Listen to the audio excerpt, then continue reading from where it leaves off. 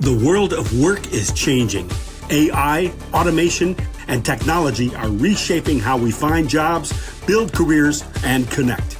But behind every resume and career transition is a human story, and the mental and emotional impact is real. This is Ghosted by the Machine. Welcome to Ghosted by the Machine. If you're looking for a job right now, you've probably heard all the advice. Change your resume, add more keywords, beat the ATS, apply faster, customize everything, use AI, and don't use too much AI. Well, somehow, after doing all of that, a lot of really qualified people are still sitting there wondering why they aren't getting an interview. So today, I wanted to look at the hiring market from both sides. Joining me is Melissa Kelley, a professional resume writer and career strategist who works directly with job seekers and helps them position themselves to actually get interviews. Also, I have Joe Shanbaum, a talent acquisition professional, recruiter, and co-host of the Talent Revolution, who works with companies trying to find and hire the right people. So we'll have the candidate side, the recruiting side, and probably plenty we disagree with along the way. But hey, we're going to have a lot of fun today. Melissa, Joe, welcome to Ghosted by the Machine. Thank you. I really appreciate it, Mark. And gosh, it's really a privilege to be on. Well, thank you. And Joe, we go way back. We've done the shows together, so I'm glad to see you here also. So let's start with the big picture. Thanks for having me. Let's start with the big picture. Candidates are being told that companies are hiring, but at the same time, I'm talking to people who applied to hundreds of jobs and barely heard anything back. Melissa, you're talking directly with job seekers every day. What are you hearing right now? The same thing. The average job seeker I speak to has been looking for at least 6 months, has applied to, on average, 300, 400 jobs. They're getting few to no interviews. Yet, oddly and simultaneously, you see these articles in the newspapers where employers are saying there's no qualified talent in the U.S., so that's why we've got to have all these H-1B programs. And really, I hear the same, almost verbatim phrases on rotation. I can't get interviews, and I know I'm qualified for these jobs. I don't understand. It's like my resume just stopped working, and it's never failed me before. Or the ones who are getting interviews either can't get past maybe the screening round or the first interview with the hiring manager, or they almost always make it to the final round. You know, they're in the top 3, but they never get the offer. Or, and this is honestly the most disturbing, I keep getting unsolicited messages and emails from recruiters for jobs. Every time I send my resume, they tell me it failed multiple ATS algorithms and then tell me they can't submit my resume for consideration until I talk to a separate ATS optimization specialist, give them $300 to optimize my resume, and after that, they disappear. And this new resume, who this expert supposedly created, doesn't get interviews either. Joe, what are you seeing from your side of the table? So there's several things to unpack there, and I agree with you on some of those, Melissa. I mean, there's some scams out there. I've seen them myself, and everyone needs to be aware of those. Obviously, you shouldn't have to do those things. On the employer side and the recruiting side, everyone, there are jobs and people are getting hired, but they are very particular. There's a lot of specifics that they're looking for. And I would say employers are being very downright specific and very detailed in what they're looking for. That variation and that potential gap is so narrow now that you need to fit into these quasi boxes to fit into those things. So if you use an example of, if you're a program manager, well, a program manager fundamentally could do similar things, but they're looking for someone with this particular experience, right? Whether it's a product, a system, a customer, that side of it. So you're getting potentially a lot of folks that are applying for that because fundamentally, and they potentially could fit that, but it doesn't fit the specific criteria into what they're looking for. And the companies are broadcasting it to cast a little bit wider net to see who's interested and apply. But when you narrow it down, it's not exactly where they're looking for. And that's just an example. So it really goes down to, the recruiting side, it's who are they? What have they done? What are they working on? And what is that hiring manager specifically looking for to Bingo. fit that criteria, right? And Yep. a And lot that's of what that, applicants don't realize. and a lot of it's not, it's on the job description, but it's not fully on the job description, right? I mean, all those, and I know, you know, I'm sure job descriptions is going to come up in a conversation here, but it goes to those things, and that's the tough part, right? And you know, we are looking at candidates, we are reviewing those applicants, and we're just honing in to see who's the right fit for what our Mm-hmm. customer is looking for. Yeah. Yeah. And Joe, to put a finer point on that, and I'm speaking as a former purchasing agent, job descriptions today read to me like requests for proposal or requests for quotation that Mhm. I used to put together and send on behalf of General Motors. And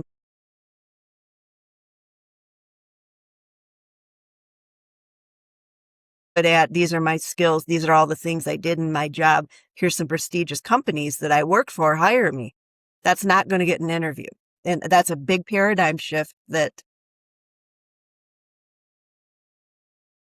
If it's a recruiter that really knows what they're doing, right? You see the titles, you see the companies, and it's like, great, but it's what did they actually do inside of those things, right? It's like when I've trained recruiters, the mm-hmm. question I ask when they come back with a candidate, what did you do? And it's hard as a job seeker to explain what they do. And as a recruiter, you're trying to define what did they do. And your resume has to showcase what did you do? And all those have to Right. line up, right? Exactly. And people still hold on to the idea that it's somehow cheating to have somebody else write your resume for you. I mean, where would Coca-Cola be if the guy who came up with the original formula had decided it would be cheating to hire an outside agency to do the PR and the advertising, right? And that's where they fall down, is they think I'm the one who can best tell my story. And no, you really can't, because because you don't know how to sell yourself. Even salespeople don't know how to sell themselves. The old Yeah. saying is, what, a shoemaker's kids have no shoes, right? So it's hard to explain and sell yourself in those things. It really is, right? And you know, for every profession and every person. So having somebody help write your resume is awesome, and I think it can help. But again, it's it comes back to, what is the client, the customer looking for? What is that role, and does that align to what the company is doing? And so you have to look at, who are you applying to? Do your products and experience line up to what their product mixes are? And be able to really go in after those things for that application. Switching industries is really tough for everybody, right? If you're flipping from, you know, I'm in Michigan, so a lot of folks are automotive and they want to get into other industries. It's really tough from an application, and that's where you have to really network and all this other stuff. Here in Michigan, if you're going from automotive to healthcare and you've got those transferable skills, how are you going to get those transferable skills across the finish line to get that interview? And that leads me That's one of my niches, to my next is doing that question. translation. Melissa, you work with people who have rewritten their resumes over and over again. Some people have 5, Yeah. 10 versions, even dozens of versions. 50. I've got a buddy Yeah. that's out in California that's done 6,000 applications. I don't even know how many resumes he's done in his time, but at what point? How many interviews has he gotten?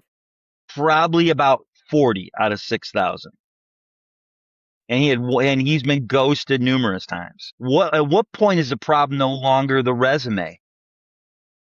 The point at which the problem is no longer the resume is when you've hit your 50th application, between your 50th and 100th application, with your own work, doing everything yourself, and you are not getting at least 1 to 2 interviews per 10 to 20 applications.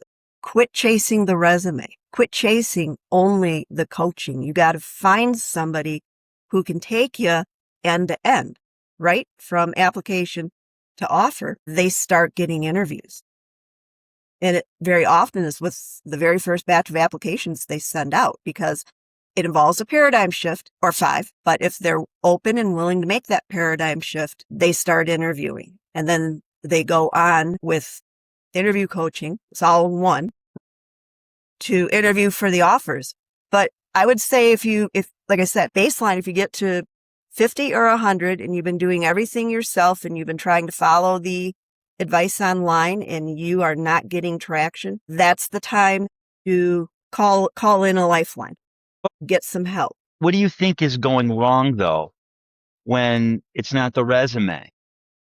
I first noticed this phenomenon in 2022 where people were coming to me and saying, I don't understand this. I've always been able to put my resume out. If within a couple of weeks I'm interviewing again, and it's been 3 months, 5 months, hundreds of applications.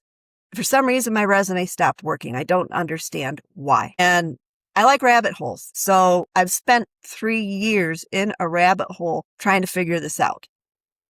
And I think my theory is that the rise of skills-based hiring, which is a 3-word way to explain the change in job postings to almost like an RFQ with very typical, very strict specifications, actually change how employers identify the word qualified. Because for decades, it's been qualified as the sum total of the applicant's preferred qualifications, what they know they're good at, their pedigree, like say if somebody in tech was one of the original Googlers, I mean, that's a big deal, right?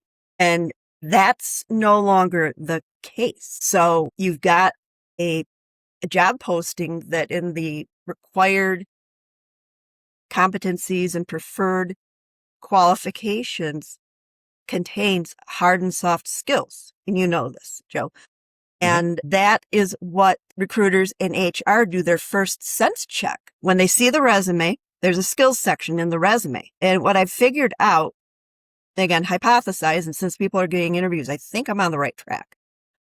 They skim that skills section and they are expecting that skills section be primarily what's baked into the job posting. And instead, applicants who don't realize anything about these changes that have happened are using the same strategies that I learned in 1990 at Alma College. Focus, brainstorm what you like doing, what you think you're good at, what you get good reviews on. That goes in your skills section. And so there's a mismatch right from the very beginning. And then they waste all this time treating the experience section of their resume like it's an SEO document because of all the fallacies out there surrounding how ATS works. And I know we're going to talk about that in a minute. I understand where you're going with that, but I guess the biggest thing is, and Joe, I'm going to ask you this question. How does someone who really is qualified still get missed? They've got the resume, they have the background, they have all the information there. Is that resume the only way they're going to get in that door? Is there another way? What is getting missed? Well, I mean, just applying, you're going to get missed by, I hate to say it, but timing, right, does play into it, guys. I mean, ideally, if I'm reviewing resumes, it should be first come, first serve, right? As you're sifting through them, fair and square that way. So if you're getting 300 applicants, and you find a good subset within the first 100, 200 to 300 may get missed, right? Right. I mean, that's one piece of it, which is unfortunate, but it's also a time and capacity piece, right? Real quick, do you see more applicants per job these days? It depends on the job right now. Okay. So in my current world, I'm not. In certain roles, yes. Like right now, I would say IT and maybe some HR functions right now are a little bit depleted in jobs. So there's an increase in fluctuation. In some of the automotive engineering roles, no, I'm actually seeing less applicants. And there's where I have to go out and directly recruit and headhunt for those types of positions because I'm looking for types of aspects. So people get missed by timing, but also you're scanning and reviewing a resume of an applicant. Do they have these experiences and capabilities for what the role is in that side of it? So a little bit on the Melissa side, I don't necessarily go right to the skills because, again, a tool or a skill can be, if you don't have Windows and you have Apple, great. You know what I mean? That's easy, right? For example, but I'm looking at, what's the role they've been in currently and then in the past. What's that product mix, and do they have the fundamentals for that in the right level that's going to fit for what I'm looking for? And then it's like, yes, great, they're on my list to probably message or respond to, until you get a subset of, okay, this is you kind of narrow it down. If you got 100, you're going through, okay, here's yes, yes, no, yes, maybes, whatever, and then you go, okay, I got another set. If you're getting that many applicants, and then who's the best first 6 or 10 that I want to reach out to, and then the next ones, right? So you're also getting missed by there. If in a case where there's a lot of applicants, there could be just someone a little bit stronger in certain aspects, right? So there's a couple ways they could get missed. Sure. Yeah. And Joe, I hear you talking about tech competencies, software and stuff. When I refer to competencies, I'm talking about the hard and soft skills more than I am tech. So like if they're applying to program manager job, obviously program management needs to be in that skills section. If the job posting lists agile, it needs to be in the skills section. And what happens is people are so used to focusing on what they believe their strongest qualifications are, in their eyes makes them the strongest candidate, that they wind up with a skewed lens that they look at the posting through.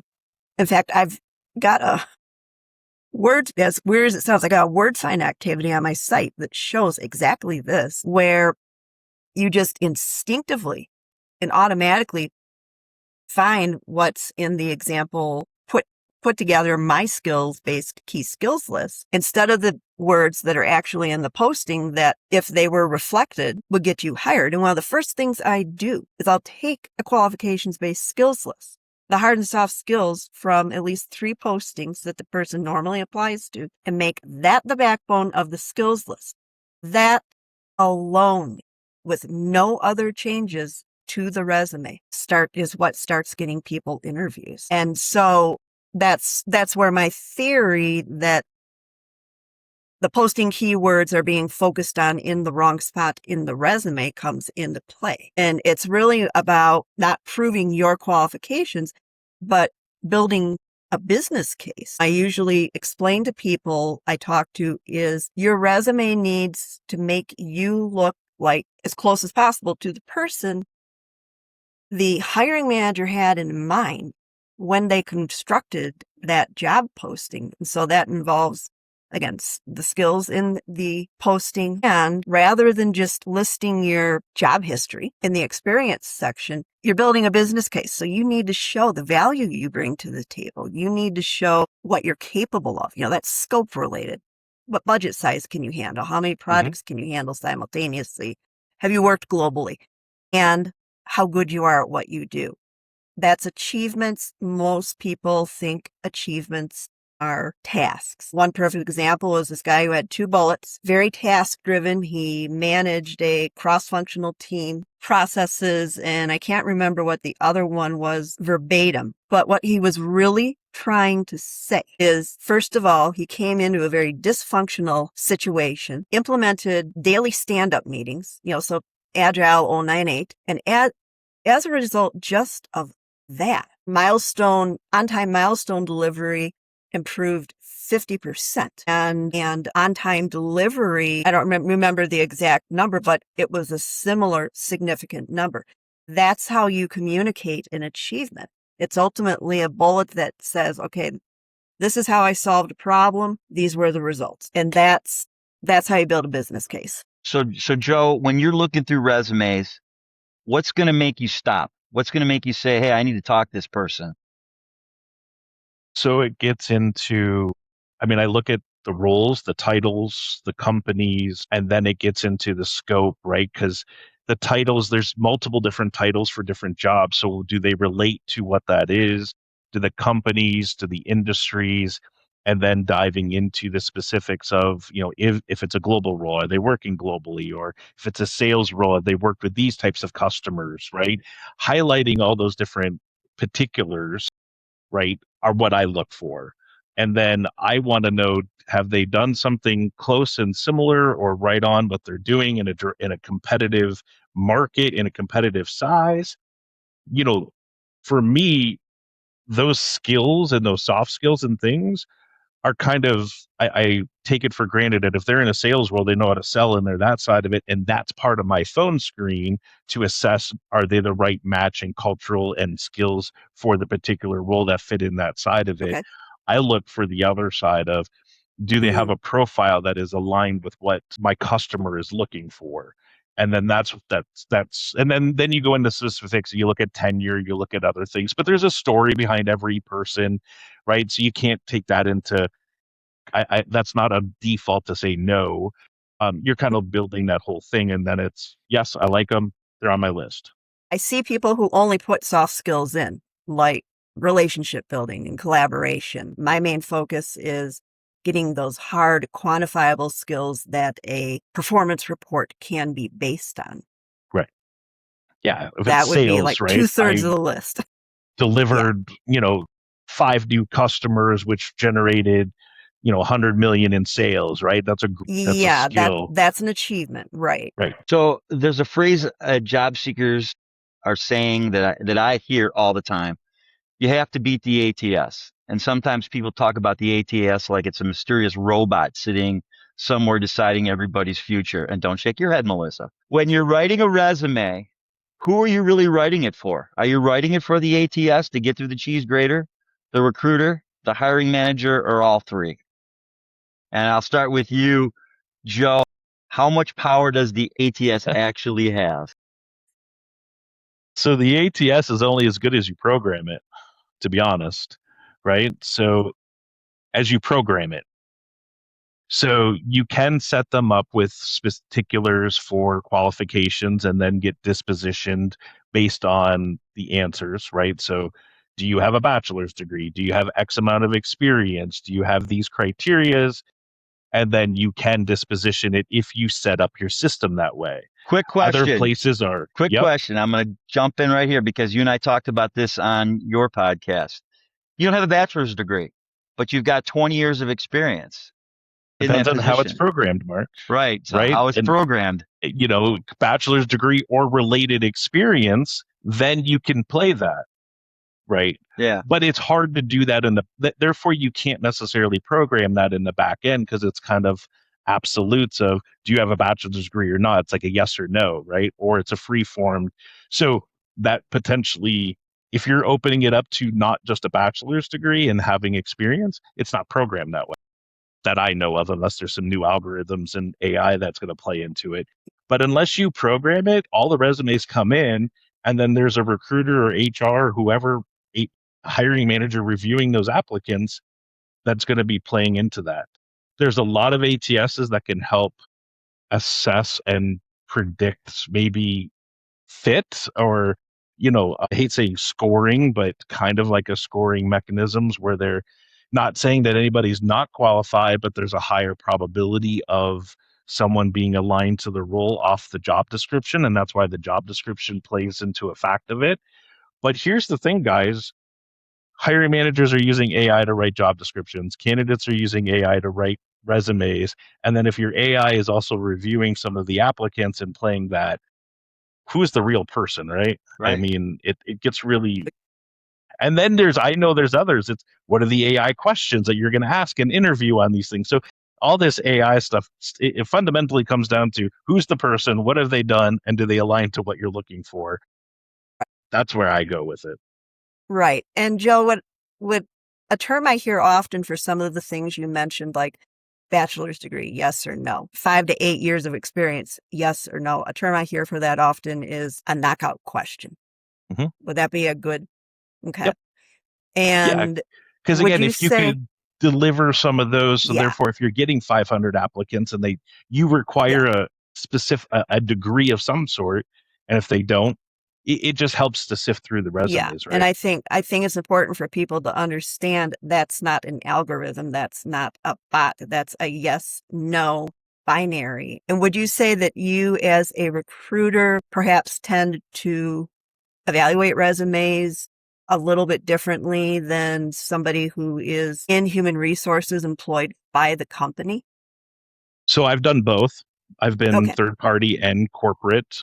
I I don't change the way I look at resumes by my job in that aspect, right? It's I have a customer and I call even internally or if I'm third party, they're still a customer. What are they looking for? And evaluate the resume based on that in those things. Okay. Yeah. Just curious and hmm briefly, because there's this battle royale that goes on LinkedIn where people talk about the bots in the shredder and everything else. And there will be high level recruiters, HR executives, down to, professional level. I mean, just dying on the hill that this is not how it works, that you are not being automatically rejected by algorithms, and they'll explain it as a file cabinet with search capabilities. So meaning the recruiter, internal or third party, uses the list of skills that the hiring manager provided more or less as search terms to pull up the resumes that align most strongly with the posting. It's where How everything much starts with the truth is job in that? description. So everything starts with the job description, right? And Right. then obviously your intake or strategy session you have with that hiring leader to understand the role, which obviously whatever they're telling you there should be related onto the description. Therefore, applicants are getting the best capability of it. But yeah, so if you're trying to match that as best as possible, and the ATS is, unless you program it or you have an ATS with capability that is helping determine those higher probability of a candidate aligning to that role, then that's where it's going to be. I don't want to say, I hate saying force rank either, but ranked into those things to be able to look at probability. And I've disproved that probability with certain companies before as well. So it's not always correct in my opinion, but yeah, you're aligning that. Even if I'm doing a search, right? If I'm proactively headhunting somebody, what is the manager telling me? And I'm going to whatever tool I want to of choice, putting in those filters and then looking for those experiences and capabilities to align to that requirements. So yeah. I think the point to tease out is that's you, the human being, doing that, not an algorithm. I think that's important for people to understand. Well, there's algorithms and It's human AI that led, can human in the loop, yes, if you will. perfect. That's a good example because there is Always a human in the loop. capabilities now out there that I've seen and used and also heard others where you're using some AI to help do the sourcing, but somebody still has to review it. Somebody has to input it. Somebody still has to review it. And somebody still has to talk to those candidates, in my opinion, as a human to evaluate where they fit and In align some to those cases. things.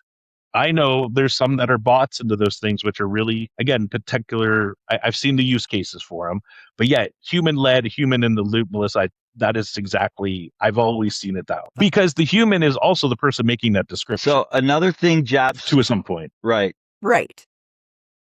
Either a Right. human, the leadership is giving him, this is what we need. This is what we're looking for. These are the criteria I'm looking for. Put it together, put it through the ATS, and let's see what we get. I just shortened that up really quick. Another thing job seekers hear is that every resume needs to be customized for every single job. And so if somebody is applying for 50 to 100 positions, that's a job in itself. So Melissa, this is your world. How much customization do people really need to be doing? People put way too much time into customizing. Very briefly, when I write a resume, the only part of ATS I write the resume for is optimal parsing. So I literally create a separate layout that the client uses to upload to the job description. It doesn't even use tabs. It's spaces or hard returns. And clients who use that come back and say, oh my gosh, all the right stuff is going into the right boxes now. And then there's a separate, nicely formatted one that'll have some color, won't be overly graphic. That's the one they use for interviews. The rest of the resume, so that the hiring manager can go more in depth. Now, in terms of customization, take 30 to 45 minutes per application to tailor their resumes. Most of that time is focused on the skills section. They don't need a completely different resume. I build them a master resume that is designed from, first of all, intake forms I've developed that help me fully capture the value they bring to the table, their capabilities, the scope they can handle, and achievement stories. And I also get 3 sample postings that are typical of what they apply to. I mine those postings to understand which hard skills and soft skills appear in all of the postings. That becomes their master skills section. And then the rest of the resume is written almost exclusively from the information the client puts into the Job description. intake form. Well, the intake form. Okay. That I ask, because the old resume isn't getting interviews, right? So no level of just rewriting the old resume, putting lipstick on a pig, if you will, is going to make it start getting interviews. So most of the time, a resume for me is like buying a piece of property, completely scraping whatever's on it off and building a new house. And then when they go to tailor it, I've actually used agentic AI to build a tailoring tool that doesn't tap into any large language model, anything like that. It just is the client's resume against the post, and it tells the client which skills to change in the skills section based on what's embedded in the posting they're applying to. And I'd say 90% of the change happens in the skills section. There might be 1 or 2 tweaks in the personal summary or maybe the most recent job. And that's it. Due to a lot of really bad advice based on an old scare marketing tactic that dates back from 2012 about ATS automatically rejecting your resume, that honestly has become propaganda. People are wasting a crap ton of time treating their resumes like an SEO document and stuffing keywords into the experience section. And all that does is make that section harder to read and clutter the resume. That's not where it's needed. It's needed in the skills section. And from there, it's going to naturally flow. So, Joe, from your side, can you tell when someone has basically copied the job description and stuffed all those keywords into their resume? I mean, you can a little bit. I mean, obviously you're reading it and it's like, oh, look, this word and this word, it all picks up all the different times. But yeah, you can definitely see that. And just to back up for a second, I do agree. I think people are way too many customizing their resumes too much. I think, the format you're talking about, Melissa, sounds great to be able to have a core and all those things. And there is a little bit of customization or specifics to different roles because it's hard to put everything in there. And literally, I had someone yesterday did a phone screen and it's like, you know what? I know you do these things and we've talked about it, but it doesn't show there. So, hey, what do you think? And then they do a little quick update, right? But Yeah. But I got them on the phone. That's when I create separate resumes right. for each role.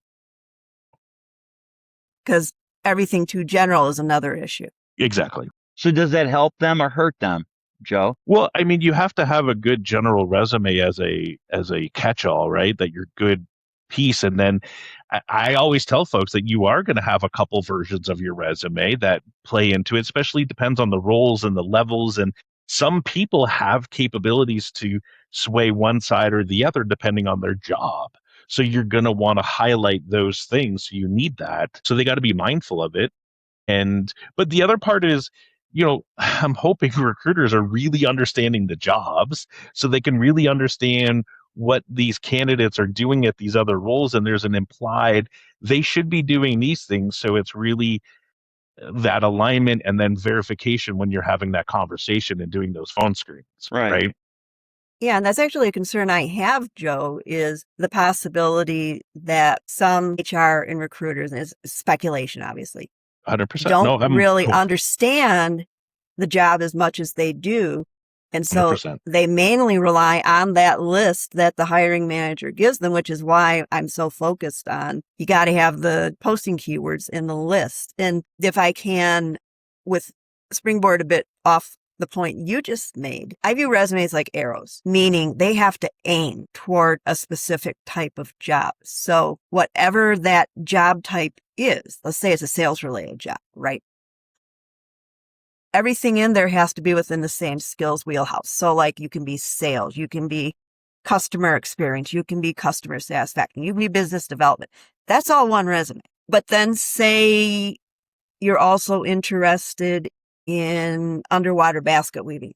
You have to have a separate underwater basket weaving resume. You can't put that you can't put that in the same resume as the sales stuff. And so when there are quote unquote different versions of resumes, they're aimed different directions is all. Correct. And then they tailor to that exact type of job. So we obviously have to talk about AI since everybody's using it. Resumes, cover letters, LinkedIn profiles, interview prep. I mean, I interviewed for a job a few months ago, and it's like, I can do my own prep for it. Give me questions that they were going to ask and how I was going to answer, put my talking points together. It helps. I mean, AI helps, but a lot of the stuff looks the same to me, and the content looks the same. So, Melissa, how should job seekers use AI without losing their personality and their own story? Well, the first thing they need to do is stop using generative AI and stop using the specific looking but actually vague prompts that they think are helping them tailor their resume to a specific it is interesting, job. Though I'd love to stop doing that, or did stop doing that. But when you'd go into LinkedIn and there'd be 5 or 6 posts every hour saying, "Hey, I can help you find your next job. These are the prompts you need to ask ChatGPT or for your Claude." And this is and LinkedIn would have a class that you could go to. It infuriates me to see those because they're misleading. So here's the thing. And I wrote a white paper on this. I've got 2 white papers on my website. So when somebody is using ChatGPT or Claude or whatever your favorite large language model is, you have to understand garbage in, garbage out still exists. And everybody using those databases has a resume just like yours that doesn't match specifications for the jobs you want and isn't getting interviews. And when you put those prompts in, we'll just use ChatGPT because what most people refer to. ChatGPT looks, okay, let's get some infrastructure architect resumes. Okay, yeah, that's good. This was recent, right? And they're all broken resumes. And then there may or may not be a specific job description. Excuse me, when you say broken resume? Yeah, what does a broken resume mean? A broken resume is a resume that does not get interviews. How would we know that? I mean, if that's what's coming to us through AI, we're looking at it going, "Hey, I got this perfect one for marketing and communications. This is what I'm looking for. This is my resume, and I'm going to fit it in there." It's broken, so I shouldn't even think about using AI.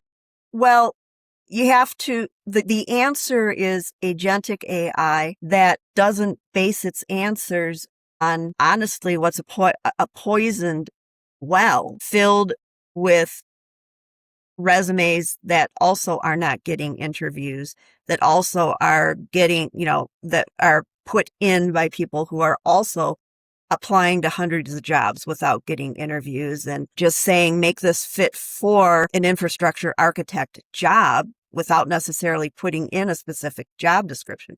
What you basically get is it pulls, kind of like a well drink. Everything's dumped in there. And it pulls from all that, and it more or less is like taking every color in a kit of paints and blending it together and expecting it to be anything but yucky brown. It just doesn't. It can't distinguish you. The only way that can happen is in tandem with a real career professional, human in the loop, right? Not somebody who woke up on Saturday and decided resumes would be a great side gig, quick way to make some extra money, and agentic AI that compares that professionally written resume to a specific job posting. That's part of my secret sauce.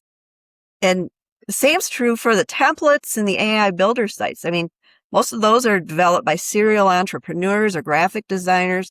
Point being, none of these people have ever actually helped somebody get a job. So why, I really wish my industry was regulated, to be honest. We're getting into my huge soapbox here. How should job seekers use AI without losing their personality?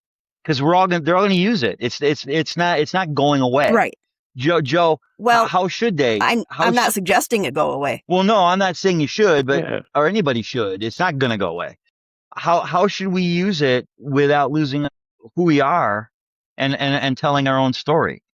Is there a way? I'm gonna be a little short on this one, and I say it's a guide, right? It's a guide. You use it, you pull in information, and it's like rewriting your email for you, right? Hey, rewrite this, and then you still want to tweak it. It gets you 85% there, and then you're making it, whether it's your interview prep, your resume. Content only. Exactly. I think this core goes back to, and everyone needs to get the fundamentally of share the resume with others. What do you think? What do you see? Right? Whether it's a professional resume writer, a recruiter friend, an HR friend, an engineering or business leader, get the real feedback, interview prep, talk, do it in front of the mirror, the old school way, right? Yeah. Practice. Like, people have to be able to tell your story, right? And I know the biggest challenge is getting over the hump of getting the interview. But then once you have that conversation, you got to be able to sell yourself. You got to be able to explain it and answer the questions that are being asked to be able to articulate those things to whomever the first one is, second, third, or whatever it is. So nothing, AI won't help you tell that story because you still have to articulate it. You still have to share that. Your resume helps you, is one tool to help you get in the door. And then you have to be able to then highlight it and share it. So use AI to get that stepping stone, to get this thought starter, right? Get out of that writer's block and get a view, but use your peers, use your friends. I always use this, and I go back to the comment I made. What do you do? Do it like you're explaining it to your grandmother or your parents that don't understand it. Because that's how you do that. It's so AI is not going away. It's all going to help us in many different roles in many different ways. You just can't, you have to be able to trust, but check and verify right with it. Sure. Can you tell that it's been an AI resume? And does it really matter if someone used AI to help write their resume? Everybody's used AI to write their resume at some point or fashion. It is what it is, but you got to remember, you got to defend what's on your resume. So you better understand what is written on there, because if you're submitting that resume, they can ask you a question about any of those details. And if you can't articulate that or answer it, guess what? The door is right there. Yeah. And so again, it's like rewriting an email. Do you know that it's an email written by AI? You don't know. But is that the words, and is that how you speak, and is that real accomplishments? Again, I don't care if it's written by AI as long as it's you. And that is a trap people fall into. They assume that what AI gives them is final polished copy. It never is. And circling to your specific question, how do people use AI to make themselves stand out? The first thing they need to do is stop following those lists of prompts.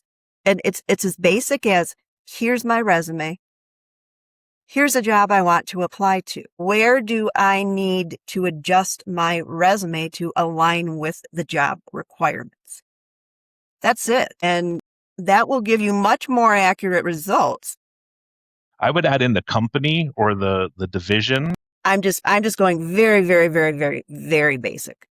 But yes, absolutely. Adding in the company, the division, all that helps as well, for sure. So Joe, let's talk about job descriptions. Companies are looking for Superman and, 10 years experience, 20 different skills, 3 different jobs rolled into one.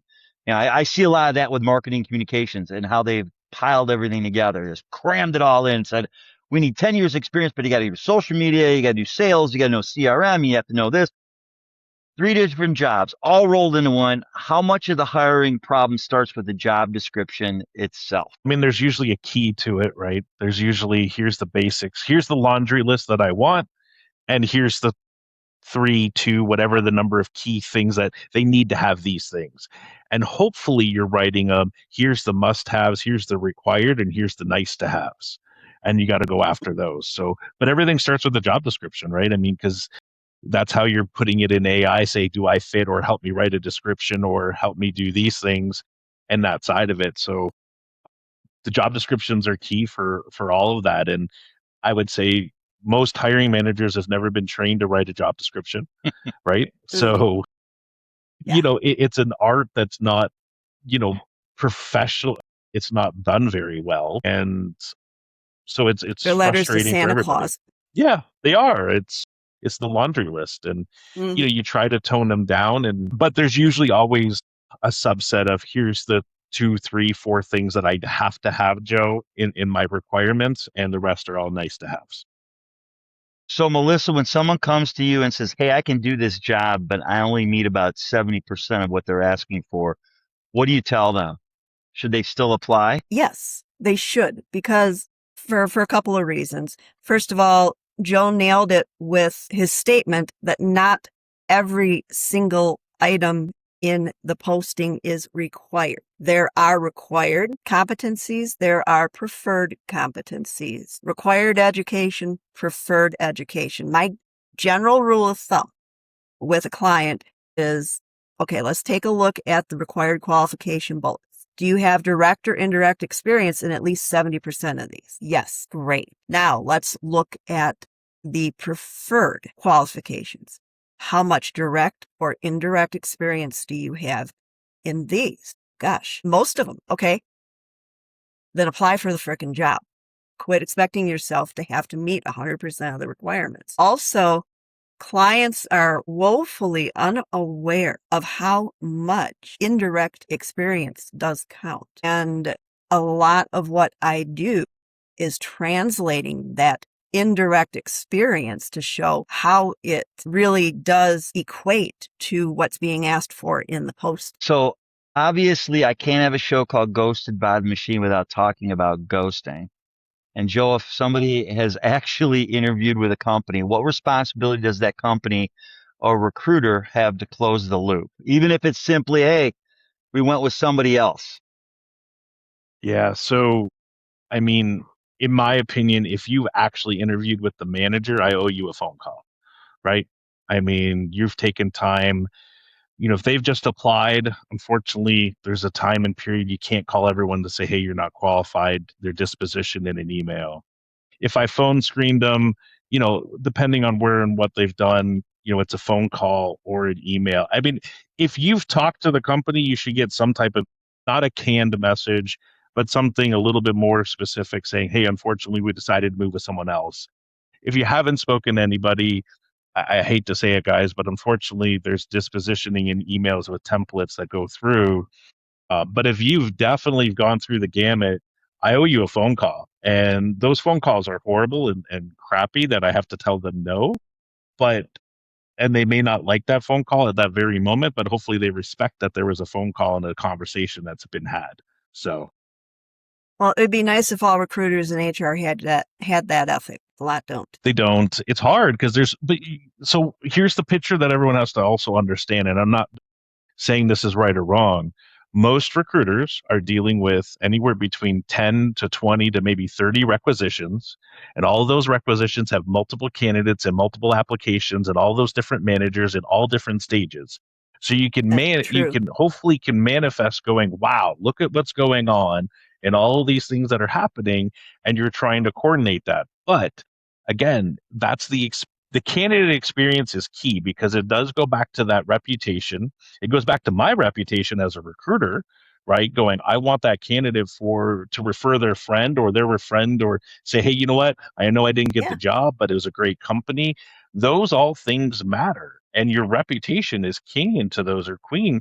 It matters because that's my brand and that my personality. So I hope that they have that. And I think there's some that don't clearly, and there's a lot that do, but it's also a timely manner. But I also say candidates also have to follow up too. They can't always expect us. It's like, if you haven't heard anything in 3 to 5 days, message us, call us, email us, right? And we can do a quick thing. So it's a two-way street, but recruiters have to do what they say they're going to do as well. And I always do that with, hey, listen, give me, and I've done that just a little ago. Listen, it's going to be 2 weeks. If you don't hear from me, it's okay. I'm telling you, it's going to be 2 weeks, right? Sure. Mm-hmm. And set those expectations and have those conversations. Yeah. It just, and it make gets, sure that you get back with them in 2 weeks. yeah, I do. And that's my responsibility I know of some you form or do. fashion. But, Yeah. but there's a lot that don't, because then something else bubbles. But you have to have that mechanism and that piece, because you're going to get known if you ghost too many people. It's like you get ghosted. I mean, I have a couple companies when I was looking for jobs, which is shocking, dealing directly with the CHRO.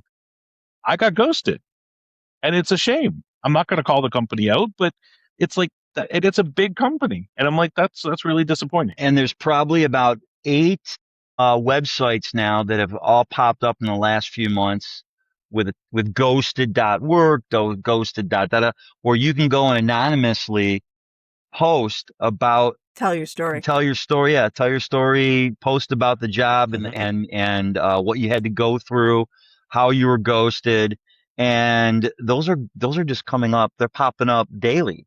It used to be Glassdoor, and the reputation of Right. these companies is going to suffer. Mhm. So Melissa, you're working with people who might already be frustrated after months of looking. What do you tell them? Or, what does that sounds do to those clients of yours or those people? Let's start with this. This has been reported on. More than 700,000 people between May and June simply gave up trying to find work. And that's a travesty, because there are jobs. There are qualified candidates. This disconnect between employer expectations and what applicants think employers want to see is what I believe drives most of not getting interviews. That said, most of the people I speak to are demoralized. They're in a state of learned helplessness. There have been some people I've worked with who initially were so distraught, they couldn't get out of bed.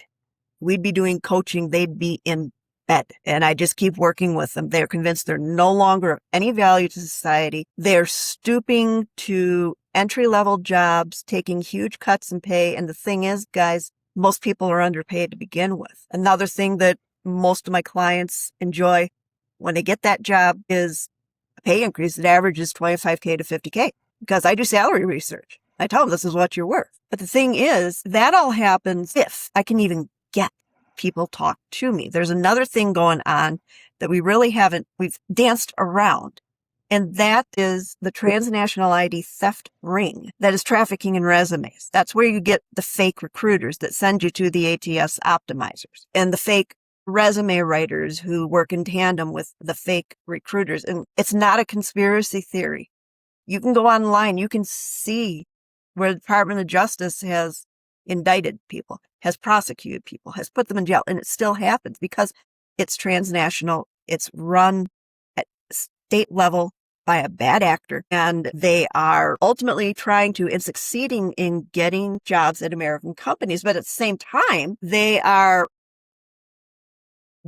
driving, because they spam the application process like scalpers hoover up all the tickets to a popular concert. They make it, they overwhelm the hiring system. And so people are used to, again, because of misinformation that's out there, people have come to believe that anybody who's a resume writer must automatically be a scammer. So a lot of times I can't even get people to respond to me because they're so jaded and so discouraged. And this group of influencers will often get people believing that only someone who has experience using ATS is possibly capable of writing a resume. But when I do get them to talk to me, that's what I hear most often. I am tears because a man can no longer support his wife and children. Worries, people who are about to lose their homes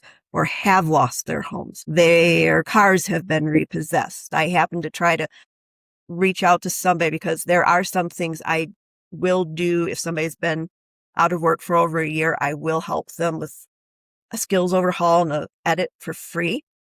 tried to reach out to one guy, and unfortunately it was bad timing because he had just lost his home and he had to leave this morning. I can tell you Joe knows my background and what I had to go through for many, many months. It's just, we could expound on this all day. There's just so many bots and people out there prying and preying on so much advice online. Apply within the first 24 hours. Keep your resume to 1 page. Never use 2 pages. Use more keywords. Don't use too many keywords. Message the hiring manager. Don't bother the hiring manager. Everybody apparently has a secret formula. So Melissa, what resume or job search advice do you wish people would just stop repeating? Let's try to keep this short on this one, but what should people stop repeating? Okay. First of all, they need, for the love of all that's fair and good, they need to stop applying through job boards, especially Easy Apply.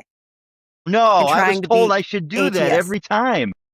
I know, but that's where most of the scam jobs are. What you need to do is remember, and people have forgotten this. If a job is posted on LinkedIn or posted on Glassdoor or posted on Indeed, it's also posted on the careers page of the employer's website or usually the third-party recruiter's website. The first thing you do is look that up on the employer website. If you find it, that increases the odds it's a real job. There are some employers, and shame on them, who will put a job out there they never intend to fill. They're just gauging interest. And I've seen articles where they admit that. But that's your first step. And then you apply through the employer's website. You do not get any advantage whatsoever applying through a job board. Secondly, and Joe, you mentioned this earlier, stop treating your resume like just a document, like a typing job that is secretarial work. Your resume is just as important to your life and your livelihood as your passport, your driver's license, your birth certificate, anything like that. Because no matter how good your network is, that resume is what's going to get you into the room and into the process where you transition from candidate to employee. So quit looking for the cheapest deal or free and treat your career strategy and the documents that make it happen as a life investment, just like you treated if you went to college, just like you did college or any professional certifications. And in terms of real professionals, and I don't understand why this is not wider known. For 40 years, even though my industry is not regulated, there have been professional organizations that hold their members to codes of ethics, standards, issue credentials in resume writing and coaching. And it is my firm belief that the only resume writers or coaches or whatever you should be working with are people who are members of and hold active credentials with one of these organizations. And Mark, I can give you a list of those. Every single one, their website has find a professional. And until this industry is regulated somehow, and I honestly am a huge advocate for that, that's the only way to know that you're not going to be ripped off. In terms of one-page resumes, students and new grads, everyone else except a high-level executive, you're probably going to be 2 pages. Also, finally, there is no longer just these 4 fonts that work with ATS. Back when it was originally developed, yeah, that was true. Now, as long as it's a typical business font, you can use it. Still keep in mind readability, stuff like that. And please stop obsessing over format and layout. That is what people waste the most time on. There's only 2 industries where format really matters in terms of don't do anything fancy, and that's legal and financial. Otherwise, you can have color or not. You can have 2 different fonts in the resume or not. The only thing you want to make sure you don't do is go buy a template from Canva or Etsy or something like that, because those are graphic designers and text boxes are treated by the ATS as graphics, even though they have words in them. So all those little things that people don't realize are shooting themselves in the foot So, and Joe, just complicating things. what advice do you see online that makes you say this is not how recruiting actually works? I don't know. Maybe I'll have to answer that question a little different way, Mark. Of recruiters aren't your enemy, Right. and recruiters can help you. You know, I would just say trust but verify who you're working with. The third party world is great, but they really need to know who you are and what they're doing, and you need to test them that they actually know their clients.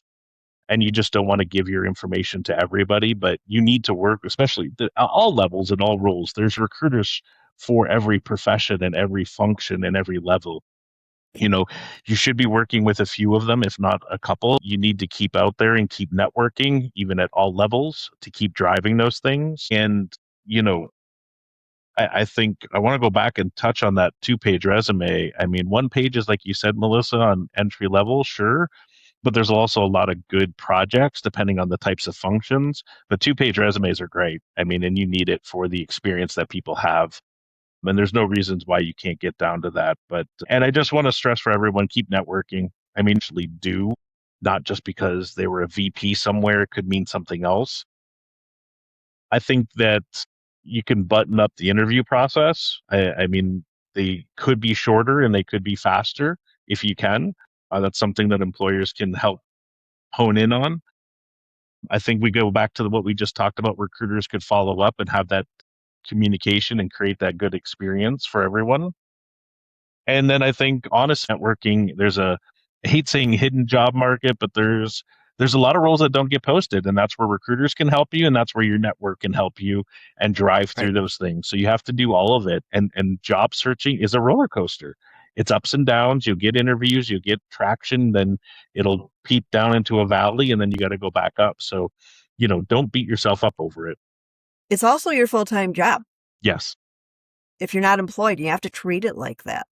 So finally, for both of you, what can employers do to make this whole hiring experience work better for everyone involved? I mean, I think it's empathize, not stereotype, you know, breaks in service. I think overhiring at times is a good thing, and you need to look at that. And there's some really good folks that strategically make sense to overhire. So the titles are different by every company and every function. So you have to look at what the feedback, right? I mean, if you can give them some feedback on why they didn't fit or what happened or why someone else was a better fit, you know, if you can give that, that would be great. And I think the candidates can hopefully use that and apply that to the next time.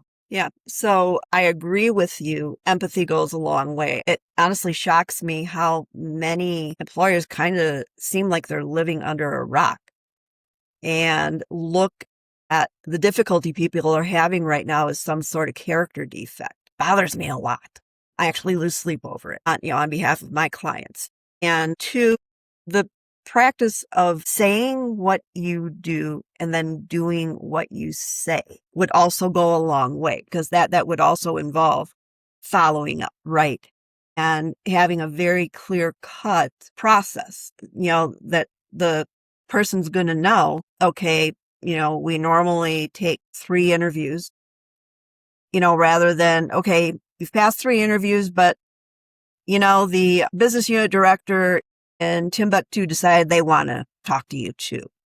And, get a hold of your process is, I guess, what I'm trying to say. And it would be really nice too if in each industry there would be some sort of a common problem. I mean, it's exhausting for people to feel like they're jerked around. And, I'm thinking of this transitioning military candidate who, for example, getting ghosted. He started interviewing while he was still in transition assistance program, was told by a company he'd interviewed with, 6 or 7 times, 4 months before his discharge date, you don't have to look for any more jobs. We're giving you the offer. And then the offer never came. And he goes, yeah. And he's recovered. He has a fantastic job now. But I mean, that was, when you're working with the client, you walk them through that grief, and just stop doing that kind of crap. Honesty, you're a human. These people are humans. Treat everybody the way you want to be treated. Honesty is the best policy. Yes, it is. Well, I think this conversation really shows why hiring is more complicated than simply telling candidates to fix their resume or telling recruiters to respond faster. Candidates are trying to get noticed, recruiters trying to sort through enormous amounts of information, hiring managers trying to make decisions, and now technology and AI sitting right in the middle of all of it. And it's just constant. So, but somewhere in that process, we can't forget there are actual people on both sides. And Melissa and Joe, thank you both for joining me and giving us a look at what's happening from both sides of the aisle. Been a pleasure. Thank you, Mark. And to everyone listening, I'm Mark Lane, and this is Ghosted by the Machine, because behind every application, there's a human. Thanks again, both of you, for joining me today. Thank you. Appreciate it. Bye-bye. Bye, everyone.